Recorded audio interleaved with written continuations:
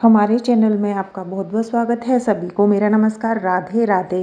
तो आज मैं शेयर फिर से करूंगी एक लड्डू गोपाल की सच्ची घटना, जिसे सुनकर आपको अपनी भक्ति पे और ज़्यादा विश्वास हो जाएगा।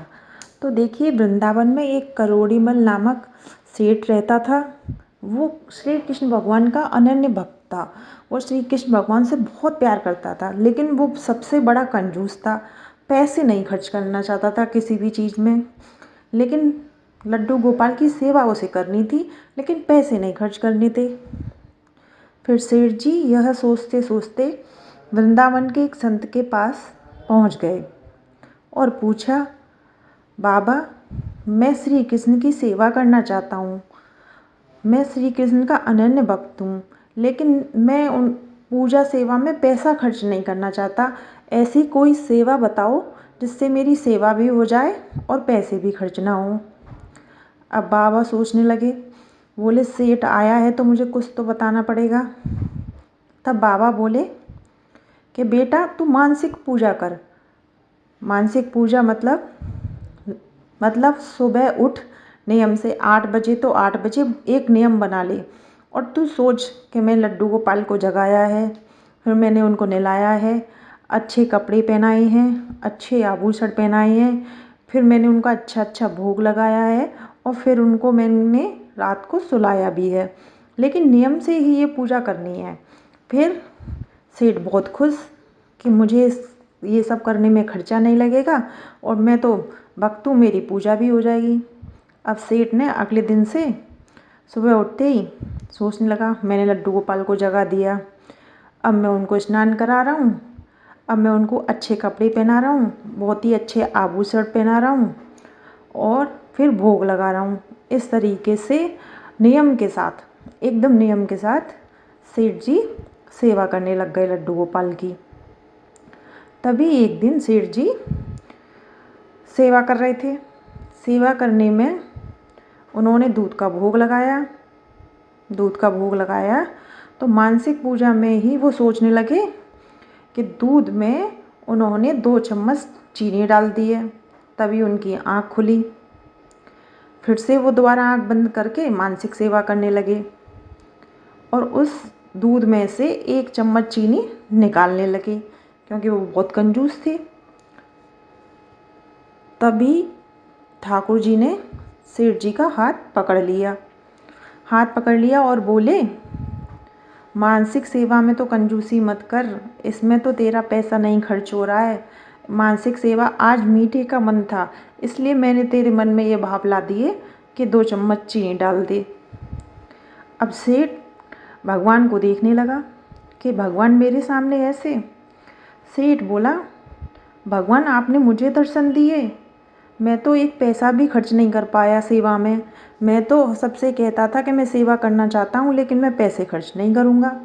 मुझ जैसे पापी को आपने दर्शन दे दिए। ऐसा मुझसे क्या हो गया जो आपने मेरे साथ इतनी बड़ी कृपा की। तब भगवान बोले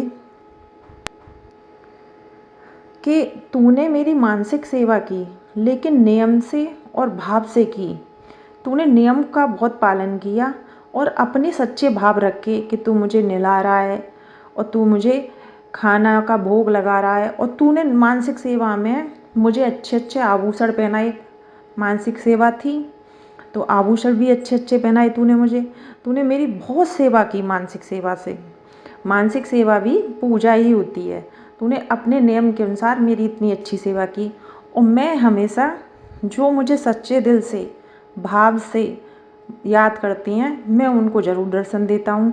लोग मुझे घर में बिठाते हैं, आभूषण भी पहना देती हैं, सजा देती हैं। किसी दिन कर दिया, 2 दिन फिर मैं बैठा रहता हूँ, फिर किसी दिन कर दिया, फिर बैठा रहता हूँ, तो उसमें भाव नहीं जुड़ पाते मेरे उनसे। लेकिन तूने तो मुझसे भाव जोड़ लिए।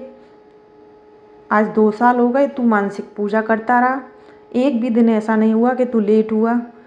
तो मैं तो सिर्फ भाव का भूखा हूँ। भगवान सिर्फ भाव के भूखे होते हैं। तो तेरी पूजा से मैं बहुत प्रसन्न हूँ, बता तुझे क्या चाहिए।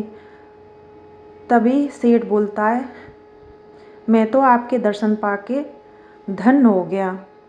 मैं तो इतना कंजूस था, पापी था, तब भी आपने मुझे अब दर्शन दे दिए मेरी सेवा से प्रसन्न होके। तो सेठ जी को बहुत बुरा लगा कि मेरा ये पैसा जिसके लिए मैं लालच कर रहा था, असल में तो वो मेरा है ही नहीं। कल जब मैं नहीं रहूँगा तो मेरे बच्चों पे चला जाएगा, बच्चे के बाद उनके बच्चों पे चला जाएगा।